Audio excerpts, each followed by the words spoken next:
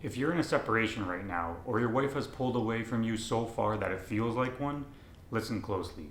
Separation feels like death by 1,000 cuts. One day she's your wife and best friend, the next she's telling you she needs space, and you are left wondering how things got so bad so quickly, and if the marriage is already over. But the truth is, separation doesn't end relationships. How you behave during separation does. It's a test, and how you respond in these next few weeks or months determines whether she comes back to you or drifts further away. Today I'm going to walk you through exactly what women mean when they ask for space, 3 panic moves that will guarantee you lose her for good, and what emotional leadership looks like when you are separated. By the end of this video, you'll have a clear blueprint for how to shift things back in your favor and close the gap on separation for good. And listen, if you are in separation right now or your marriage is struggling, this isn't the time to guess. I go much deeper into the exact roadmap in my free masterclass. I'll leave the link below in the description and in the pinned comment. Separation feels final because it looks like a complete rejection and failure of your marriage. When she asks for that space, steps out, or even just moves into another room in the house to sleep, your brain starts to tell you that she doesn't love you anymore and it is completely over. You presume that she doesn't care about you anymore and she doesn't feel anything for you like she once did. It's a hard pill to swallow because you start reminiscing about all the amazing things at the beginning of your relationship and during a long period of time in your marriage when things were great. But in reality, women don't separate because they've stopped feeling everything. They actually separate because they're feeling too much. They started feeling too much disconnection, too much resentment, too much weight that they've been carrying alone. This is because the separation has been sparked by a long period of time where she hasn't felt safe emotionally and she is exhausted from carrying the polarity in the relationship, aka she's been the leader. And what happens is the separation gives her a chance to protect herself from pressure, fixing, convincing, or explaining on your part to try and snap the marriage back to where it was in a good standing. What the separation does is give her distance from that pattern of behavior and feeling unsafe emotionally, and generally it's really nothing to do with distancing from you as a human being per se, but it's from that pattern of behavior. So what you have to understand is space is not always rejection. It's information. It tells you the current way you've been showing up and have been showing up in your relationship isn't working. But that does not mean it's a final verdict. That's an invitation on her part for you to shift or lose her by default. Think of it like a circuit breaker. When electrical systems are overloaded, it doesn't mean the wiring has necessarily gone wrong. It means the breaker flipped off to protect the house. This is the same for your wife and her heart. I wanted to bring your attention to 3 panic responses that men do when they get pulled into the separation phase by their wife that will almost automatically kill your chances of reconciliation if you act on these responses repeatedly. So the first panic response is over-contacting. And this includes begging, trying to force fix things, or wordsmithing your way to reconciliation.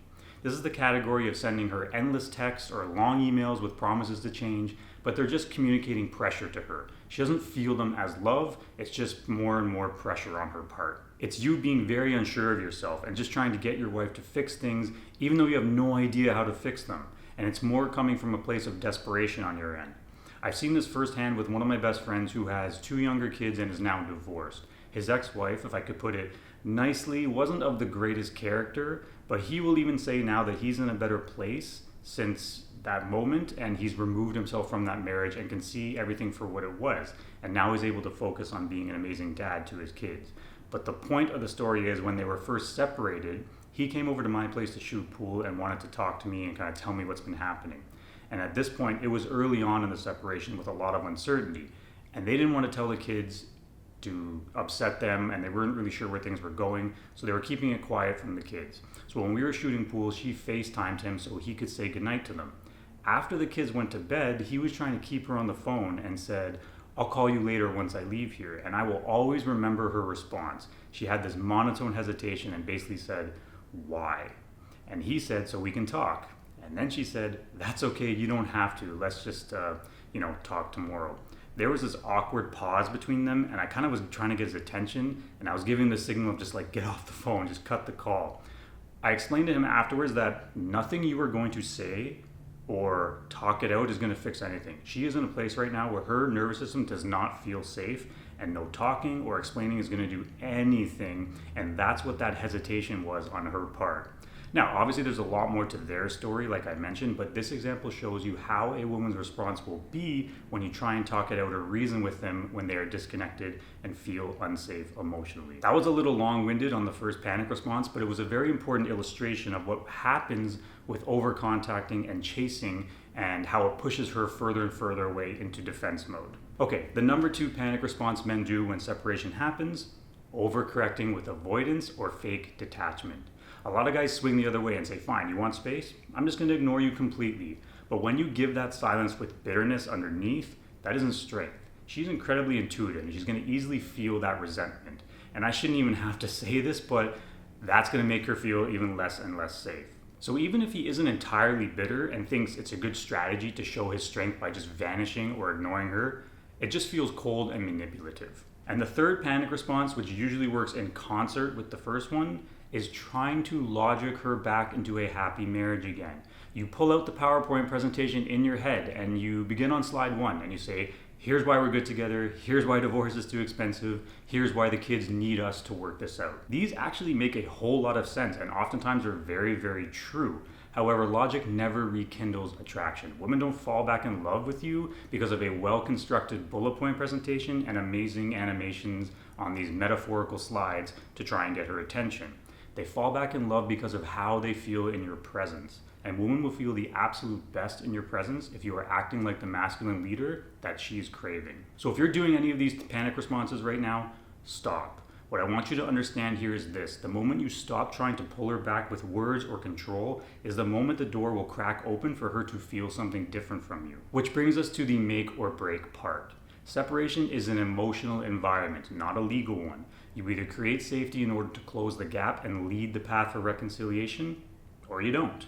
But in order for that safety to be created, you have to shift the way you've been showing up as an emotional leader. Most guys don't fail here because they're bad men. They fail because they were never shown how to lead emotionally. So here are a few of the key shifts you have to make in order to make this happen. Calm presence over chasing. If you're frantic, she's going to retreat. If you're calm, she can finally exhale. And calm doesn't mean being passive, it means being steady. Rebuilding energetic safety, not making a case. Instead of trying to prove to her that you changed, be the change. Let her feel it in your tone, in your body language, and in your patience. Subtly shifting polarity back in your favor. Attraction does not come back because you're nice. It comes back when you reestablish masculine leadership. That means being able to set boundaries calmly, taking responsibility, and not collapsing when she tests you, and she's going to test you. All of this is like rebuilding trust with like a skittish horse or a skittish animal. You're not going to run up to it and start waving your arms trying to catch it. You have to stay grounded, steady, and let it come closer to you on its own terms. Same thing with your wife. And if you're realizing now that your panic responses have been pushing her further away, don't beat yourself up. Every man in separation goes through it. What matters is what we do next, and I break down the exact moves to shift everything in my free masterclass. The link is below, and watch it today, because separation is not the time to wing it, and every day that goes by without you taking action is a day that could solidify her own decision. So reconnection is not a Hollywood scene where she's going to burst through the door saying, I want you back. It starts small, and you have to notice the signals without smothering them. Some of the micro signals you will see are things like her tone softening in a text message, her asking you about your day, even just casually, or she lingers a little bit longer when dropping off the kids. Your role is not to jump on this. You don't turn these positive moments into, so are we back together now? You don't put that pressure on her. You receive them calmly and stay steady. This shows that you are grounded, and each little signal where you do it consistently shows her nervous system that, is it safe to move a little bit closer again? Another important thing for you is your energy with your interactions with her. When you see her or talk to her, your job isn't to perform or impress. It's to hold the frame. Doing this with a steady, warm eye contact is very important. And you have to show up as positive and playful in these interactions. You can't just be a sad bump on the log because of everything that's been going on and happening. You have to show strength and positivity. If she throws a jab at you or tests you, you cannot bite.